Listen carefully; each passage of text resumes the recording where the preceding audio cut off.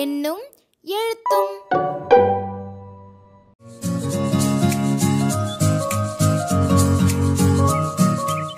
வகுப்பு 5 பாடம் 3 காற்று. ஆசிரியர் கையேட்டில் 3வது கட்டகமாக காற்று உள்ளது. இக்கட்டகத்தில் 3 நாட்களுக்கான செயல்பாடுகள் கொடுக்கப்பட்டுள்ளன. இந்த கட்டகத்தின் தொடக்கத்தில் ஆகா அறிவியல் பகுதியில் மாணவர்களே செய்து பார்த்து அறிந்து கொள்ளும் வகையில் இந்த செயல்பாடு கொடுக்கப்பட்டுள்ளது. உரிய இடங்களில் பதாகைகளை உயர்த்தி காட்டி சோதனையை செய்யணும். செயல்பாட்டினை செய்யும்போது தெளிந்த சுண்ணாம்பு நீர் எப்படி கிடைக்கும்? உறிஞ்சு குழலை வைத்து ஊதும்போது தெளிந்த சுண்ணாம்பு நீரில் என்ன மாற்றம் நிகழ்ந்தது, ஏன் போன்ற வினாக்களை கேட்டு கலந்துரையாடணும். சரியாக பதிலளித்த மற்றும் முயற்சித்த மாணவர்களை பாராட்டணும். பின்னர் காற்றில் உள்ள கார்பன் டை ஆக்சைடானது தெளிந்த சுண்ணாம்பு நீரை பால் போல் மாற்றியது என்று விளக்கணும். மேலும் வீட்டின் சுவற்றிற்கு வெள்ளை சுண்ணாம்பு அடிக்கும்போது ஈரமான நிலையிலும் காய்ந்த பின்பும் சுண்ணாம்பின் நிறத்தில் ஏற்படும் மாற்றத்தை பெரியவர்களிடம் கேட்டு வர சொல்லணும். செயல்பாடு 8 அறிவோம் காற்றின் பயனை. ஆசிரியர் மாணவர்களிடம் விமானத்தில் ஏதேனும் இயந்திர கோளாறு ஏற்பட்டால் நாம் எவ்வாறு தப்பிக்க இயலும் என கேட்டு பாராசூட் என பதிலளிக்கும் வரை சிறு சிறு வினாக்களை கேட்க வேண்டும். மாணவர்களின் பதில்களுக்கு பின்னர் நாமே ஒரு பாராசூட் செய்யலாமா எனவும் கேட்டு மாணவர்களை 2 அல்லது 3 குழுக்களாக பிரித்து காணொளியில் தரப்பட்ட வழிமுறைகளை பின்பற்றி பாராசூட்டை செய்ய சொல்லணும்.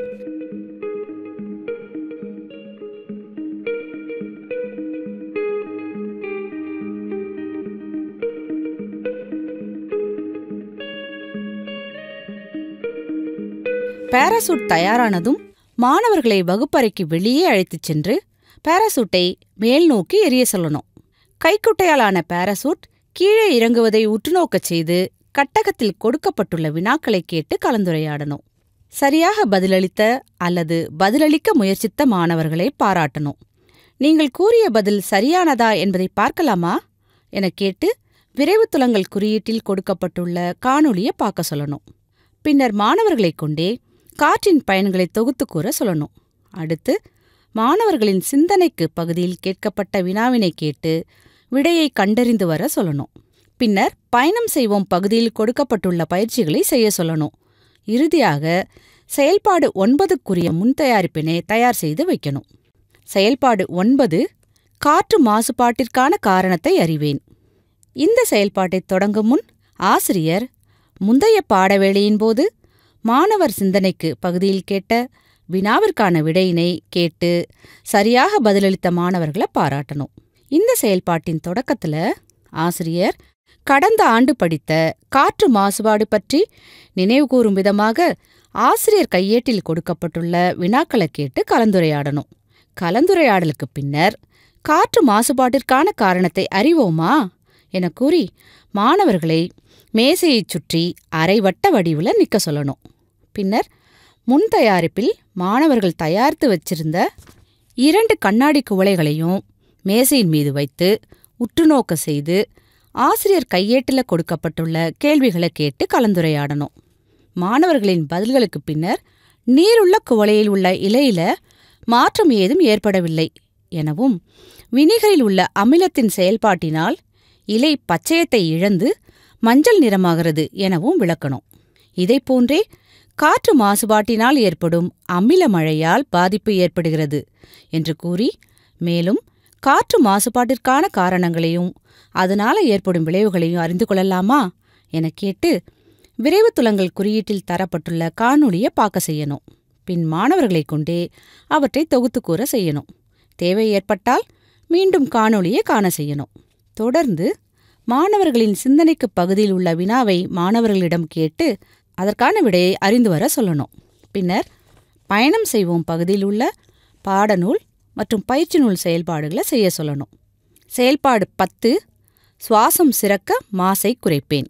செயல்பாட்டை தொடங்குவதற்கு முன்பு முந்தைய நாள் பாடவேளை இறுதியில் கொடுக்கப்பட்டுள்ள மாணவர்களின் சிந்தனைக்கு பகுதியிலிருந்து கேள்விக்கான விடைகளை கேட்டு சரியாக பதிலளித்த மாணவர்களை பாராட்டணும்.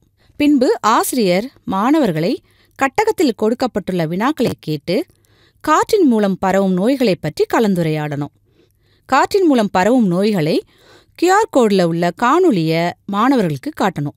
பின்பு காற்றின் மூலம் பரவும் நோய்களைப் பற்றி கலந்துரையாடி ஒவ்வொரு மாணவனும் மற்ற மாணவர்கள் முன்னிலையில் வழங்க சொல்ல வேண்டும். தொடர்ந்து மாணவர்களை 4 அல்லது 8 பேர் கொண்ட குழுக்களாக பிரித்து சுவாசம் சிரக்க மாசை குறைப்பேன் விளையாட்டு அட்டையை தரையில் வைத்து அதனைச் சுற்றி மாணவர்களை அமர சொல்ல வேண்டும். அட்டையின் நடுவே ஒரு பெட்டியில் தேவையான எண்ணிக்கையில் பணத்தாளை வைத்து விளையாட்டுக்கான விதிமுறைகளை விளக்கி கூற வேண்டும். விளையாட்டின் முடிவுல அதிக பணத்தாள்களை வைத்திருக்கும் குழுவை வெற்றி பெற்றவர்களாக அறிவித்து பாராட்ட வேண்டும். தொடர்ந்து மாணவர்களிடம் பணத்தாள்களை பெற்ற இடங்களையும் பணத்தாள்களை இழந்த இடங்களையும் அதற்கான காரணங்களையும் கூற செய்து அனைத்து அட்டைகளையும் வாசித்து முடிக்கும் வரை விளையாட்டை தொடர செய்ய வேண்டும். அதன் பின்னர் மாணவர்களிடம் விளையாட்டு தொடர்பான கேள்விகளை கேட்டு காற்றின் மூலம் பரவும் நோய்களையும் காற்று மாசுபாட்டை குறைக்கும் வழிமுறைகளையும் மாணவர்களைக் கொண்டு தொகுத்து கூற செய்ய வேண்டும். பின்னர் தேடி திரட்டுவேன் பகுதியில் கேட்கப்பட்ட தகவல்களை பயிற்சி நூலில் உள்ள அட்டவணையில் நிரப்பி வர சொல்லணும்.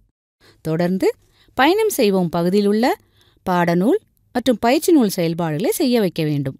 இத்துடன் இந்த 3ஆம் பருவத்தில் உள்ள அனைத்து கட்டகங்களும் நிறைவடைந்தன. ஆசிரியர் கையேட்டில் உள்ள வழிகாட்டுதல்களையும் இக்காணொளியில் தரப்பட்டுள்ளவற்றையும் பின்பற்றி மாணவர்களிடம் கற்றல் விளைவுகள் ஏற்படும் விதமாக செயல்பாடுகளை வெற்றிகரமாக கொண்டு செல்ல ஆசிரியர்கள் அனைவருக்கும் வாழ்த்துகள். நன்றி, வணக்கம்.